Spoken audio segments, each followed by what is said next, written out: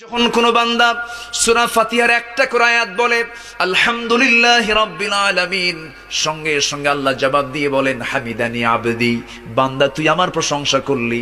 আর রহমানির রহিম যখন বলে আল্লাহ বলেন আসনা আলাইয়া আবদি। মালিক ইয়াউমিদ্দিন যখন বলে আল্লাহ বলেন মাজ্জাদানি আবদি। এরপরে যখন বলে ইয়াকা না'বুদু ওয়া ইয়াকা নাস্তাঈন পর্যন্ত যখন বলে আল্লাহ বলেন বান্দারে তুই আমার কাছে কি চাস, প্রাণ খুলে চারে বান্দা। ইহদিনাস সিরাতাল মুস্তাকিম থেকে শুরু করে নিয়া ওয়ালাদ-দাল্লিন পর্যন্ত যখন বান্দা বলে তখন আল্লাহ বলেন বান্দা নামাজের মধ্যে এমন প্রেমের খেলা খেললি বান্দা, তুই যা চাইলি সব আমি আল্লাহ কবুল করলাম। ওই বান্দা যখন রুকুতে যায় আল্লাহ তখন অস্থির হন।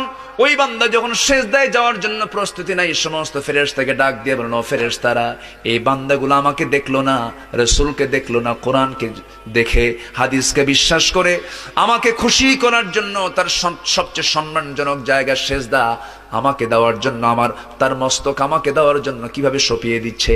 ও বান্দা, ওই ফেরেশতারা তোরা সাক্ষী থাক, এই সমস্ত বান্দার জন্য সকল জাহান্নামের দরজা বন্ধ করে 8টা